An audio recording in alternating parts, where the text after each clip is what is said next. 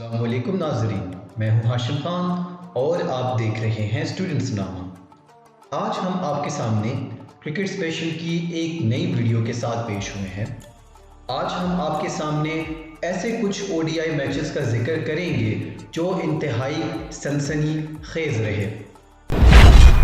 तो पहला one day international match है ऑस्ट्रेलिया वर्सेस इंडिया, 5वां ओडीआई 2009।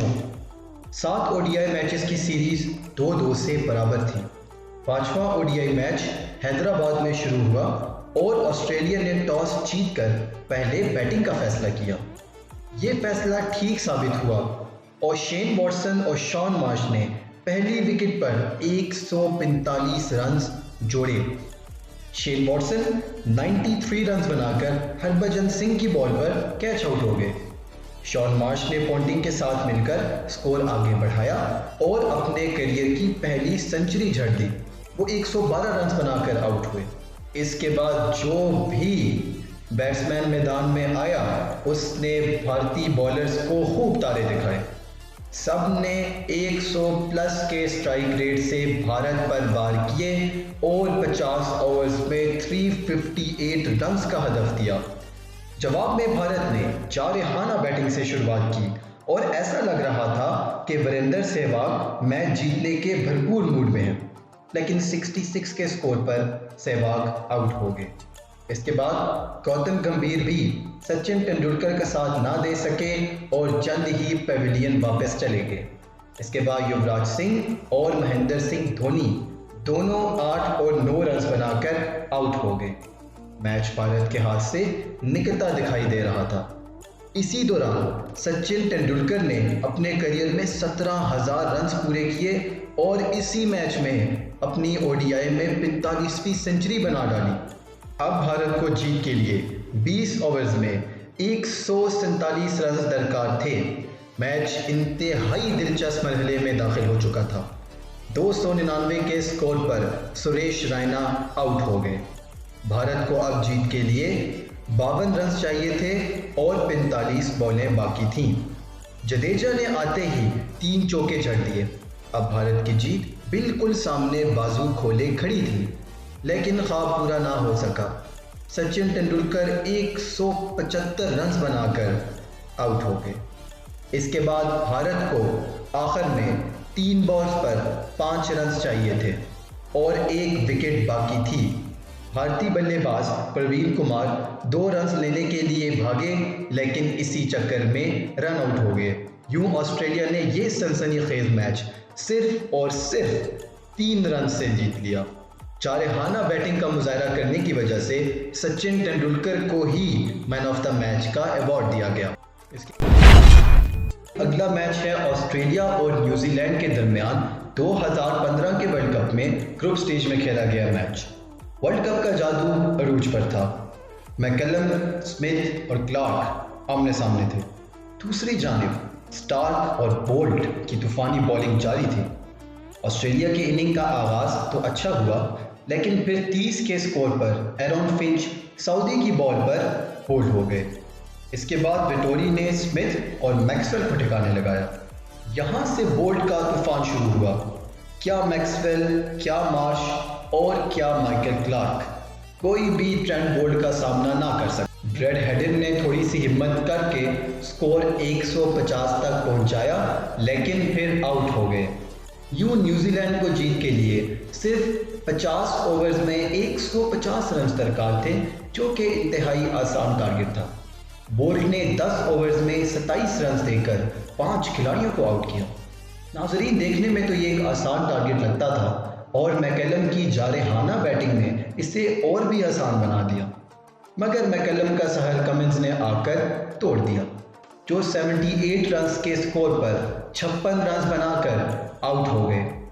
इसके बाद स्टार्क ने यके बाद दीगरे टेलर और एलियट को क्लीन बोल्ड करके न्यूजीलैंड का स्कोर 79 रन्स पर 3 खिलाड़ी आउट के साथ रोक दिया। बाद फिर मिचेल स्टार्क ने ही 139 के स्कोर पर डोंकी को ठिकाने लगाया। अब 6 खिलाड़ी आउट हो चुके थे। जीत के लिए सिर्फ 13 रन दरकार थे और 30 ओवर्स रहते थे। जब स्टार्क 27वें ओवर में बॉलिंग कराने आए तो उन्होंने तबाही मचा दी। 146 का स्कोर था और 7 खिलाड़ी आउट थे। मिचेल स्टार्क ने 2 क्लीन बोल्ड करके ये स्कोर 146 पे रोक दिया, मगर 9 खिलाड़ी आउट हो चुके थे। अब जीत के लिए 6 रन चाहिए थे, लेकिन सिर्फ 1 विकेट बाकी थी। बोल्ट ने स्टार्क का बहादुरी से सामना किया और विकेट बचा ली। अगले ही ओवर में पहली ही बॉल पर केन विलियमसन ने कमिंस को छक्का लगाकर इस ड्रामे को ख़त्म कर दिया और मैच 1 विकेट से जीता। मशहूर ज़माना south Africa versus Australia Johannesburg में खेला गया मैच, जिसमें रिकॉर्ड स्कोर बने। 2006 का ये मैच 5वां ओडीआई मैच था। 5वां ओडीआई मैच जोश और जज्बे के साथ शुरू हुआ। पहले बैटिंग ऑस्ट्रेलियाई टीम ने की और क्या खूब बैटिंग की। बॉल बल्ले पर आ रही थी और बल्ले से लगकर सीधी बाउंड्री के बाहर जा रही थी। पहली विकेट पर एडम गिलक्रिस्ट और साइमन कैटिश ने 97 रन्स जोड़े। इसके बाद रिकी पॉन्टिंग और कैटिश ने स्कोर 216 तक पहुंचा दिया। इसके बाद माइकल हसी और रिकी पॉन्टिंग ने तो जैसे आग ही लगा दी। ये बॉल पड़ी और वो गई, वो आई और ये गई, बस यही सब चलता रहा मैदान में। इसी दौरान पॉन्टिंग ने अपने करियर की 20वीं सेंचुरी बनाई और 164 रन बनाकर आउट हुए। मजमूई तौर पर ऑस्ट्रेलिया ने 434 रन का हदफ दिया। कमेंटेटर्स का ये कहना था कि पॉन्टिंग की ये इनिंग हमेशा के लिए याद रखी जाएगी, लेकिन उनका कहना गलत साबित हुआ। ऐसा लगता था कि ये पहाड़नुमा टारगेट सर नहीं हो सकता। 3 रन्स पर ही साउथ अफ्रीका की पहली विकेट भी गिर गई, लेकिन इसके बाद आए हर्शल गिब्स ने तो जैसे आग ही लगा कर रख दी।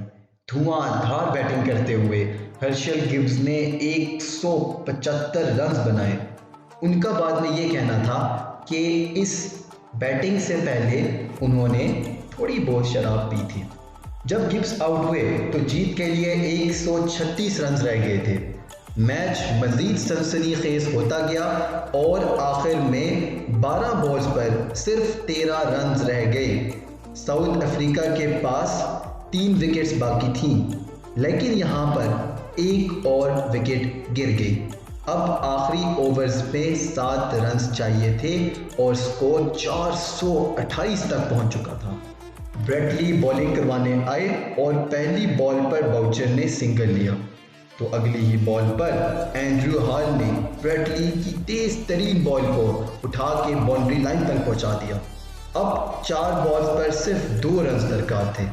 ब्रेट ली ने एक तेज बॉल कराई और एंड्रयू हॉल मिड ऑन पर कैच दे बैठे। 3 बॉलों पर 2 रन रह गए। हमें नंबर पर आए एंटनी पर भारी जिम्मेदारी थी। उन्होंने बहादुरी से ब्रेट ली का सामना किया और सिंगल लेकर मैच बराबर कर दिया। बॉल्स पर 1 रन चाहिए था और मार्क बाउचर ने चौका लगा दिया। यूं साउथ अफ्रीका ने ये सबसे ज़्यादा स्कोर करने वाला मैच आखिरी बॉल पर 1 विकेट से जीता। Pakistan versus India Asia cup का फाइनल 1986। नाजरीन, ये मैच हर पाकिस्तानी के लिए यादगार है। भारत ने पहले बैटिंग का आगाज़ किया और पहली विकेट पर 117 रन बनाए। श्रीकांत और गवास्कर ने शानदार निफ सेंचुरियाँ बनाई। इसके बाद दिलीप वेंसारकर और गवास्कर ने मज़ीद 100 रन का इजाफा किया और स्कोर 216 तक पहुंचा दिया, लेकिन यहाँ से आगे स्कोर ना बढ़ सका और वसीम अकरम और इमरान खान ने शानदार बॉलिंग का मुजाहरा करते हुए भारतीय टीम को 245 रन पर महदूद कर लिया। सुनील गावस्कर आखिर तक डटे रहे और इमरान खान की बॉल पर बोल्ड हुए। उन्होंने 92 रन बनाए। पाकिस्तान की जानिब से वसीम अकरम ने 3 और इमरान खान ने 2 खिलाड़ियों को आउट किया। पाकिस्तान की बैटिंग हमेशा की तरह कुछ तसल्ली बख्श ना रही। सिवाय जावेद मियांदाद के कोई भी बैट्समैन ज़्यादा देर तक विकेट पर खड़ा ना रह सका। अब्दुल कादिर ने आकर 34 रन बनाए और मियां दाद को हौसला दिया, लेकिन कपिल देव ने अब्दुल कादिर को भी आउट कर दिया। लेकिन मियां दाद का बल्ला रन्स उगलता रहा और उम्मीद बाकी थी, लेकिन ये उम्मीद मदन लाल ने कप्तान इमरान खान को बोल्ड कर ख़त्म कर दी। अब उम्मीद कम होती नज़र आ रही थी। इसके बाद मंजूर इलाही को भी जतिन शर्मा ने ठिकाने लगा दिया। मैच इंतहाई सनसनीखेज मरहले में दाखिल हो चुका था। आखिरी ओवर में 10 रन चाहिए थे। आखिरी ओवर की पहली ही बॉल पर वसीम अकरम रन आउट हो गए। अब जीत के लिए 5 बॉल्स पर सिर्फ 10 रन दरकार थे। मियां दाद ने एक शानदार चौका लगाया। अब 4 बॉल्स पर 6 रन चाहिए थे। यहाँ मियां दाद ने एक सिंगल लिया और स्ट्राइक जुल्कुरनैन को दी, लेकिन जुल्कुरनैन को जतिन शर्मा ने बोल्ड कर दिया। अब 2 बॉल्स पर सिर्फ 5 रन रह गए थे और पाकिस्तान के पास सिर्फ 1 विकेट रहती थी। जिम्मेदारी का मुजाहरा करते हुए तौसीफ ने सिंगल लेकर मियां दाद को स्ट्राइक दे दी।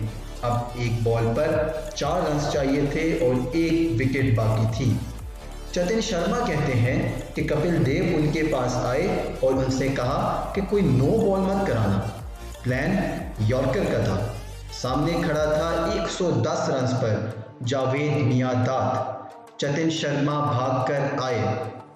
स्टेडियम मुकम्मल खामोश, लेकिन बॉल को यॉर्कर ना बना सके और मियां दाद ने फुल टॉस को उठाकर ग्राउंड से बाहर फेंका और पाकिस्तान को एशिया कप जिता दिया। उम्मीद है आपको आज की वीडियो पसंद आई होगी। हमारा चैनल सब्सक्राइब करना मत भूलिए और इसी वीडियो के सेकंड पार्ट का इंतज़ार कीजिए। बहुत बहुत शुक्रिया।